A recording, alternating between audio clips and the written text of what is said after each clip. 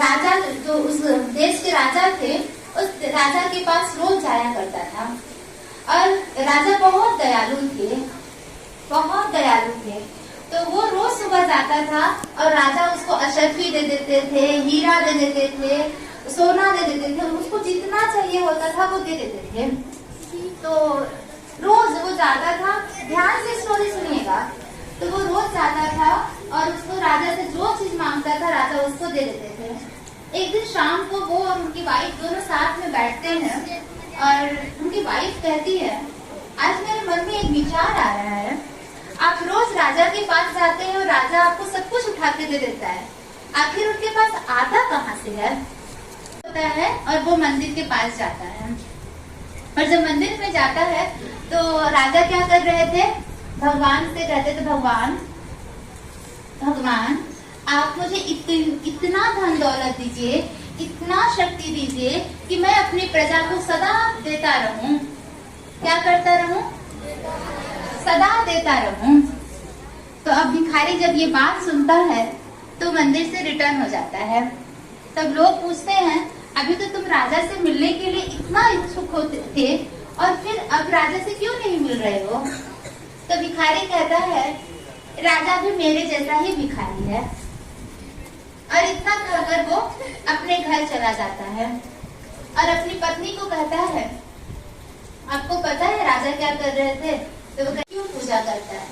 एक दिन उसका दोस्त आया और फिर दोस्त को घर में लेकर आता है और कहता है, अब मुझे कहीं जाने की आवश्यकता नहीं, मेरे घर में ही मंदिर है। तो वो दोस्त देखता है तो हनुमान की पूजा करता है। फिर वो दोस्त उसको बताता है, आपको पता है आप जिस हनुमान की पूजा कर रहे हो, हनुमान के अंदर शक्ति कहाँ से आती है?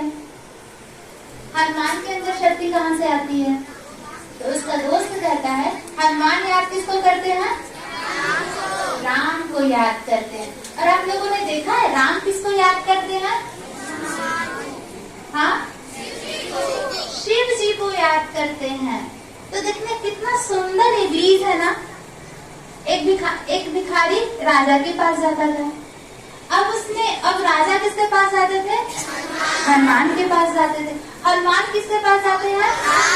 राम जी के पास जाते थे। जंगल को कलम बना दिया जाए, धरती को कागज बना दिया जाए, सागर को स्याही बना दिया जाए और कहा जाए माँ सरस्वती को भी, हे वीणावादिनी तुम भगवान की महिमा लिखो, तो वो भी परमात्मा की महिमा नहीं लिख सकती है। तो भगवान की महिमा अथाह है और इसको जानने के लिए भी कौन सी बुद्धि चाहिए? इनको जानने के लिए भी दिव्य बुद्धि चाहिए। इनको जानने के लिए भी कौन सी बुद्धि चाहिए? दिव्य बुद्धि चाहिए। तो अगर आपको इनके बारे में और जानना होगा ना, क्योंकि आज तो टाइम कम है, अगर आपको और भी जानना होगा तो इस सेशन के बाद 14 तारीख के बाद फिर से आप लोग का एक शिविर रहेगा, उसमें परमात्मा का संपूर्ण महिमा जान सकते हैं कि भगवान क्या है। अच्छे से देखो और महसूस करो मेरे अंदर की सारी नेगेटिव एनर्जी आंखों से हाथों में आ रहा है।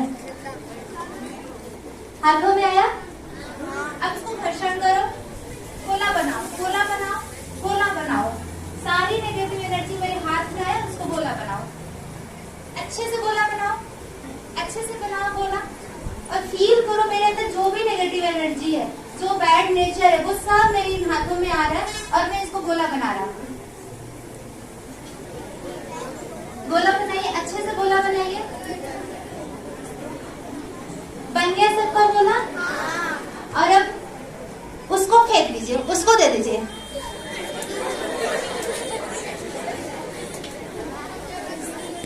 दे दिया? अब जो दे दिया वो फिर आना नहीं चाहिए। तो अभी जो ये दिए होंगे मैं हलचल नहीं करूंगा, शांत रहूंगा, तो वो ये एनर्जी दे दिए ना, बैड एनर्जी दे दिए ना, ठीक है? तो अब वो आना नहीं चाहिए अगले दिन से, ठीक?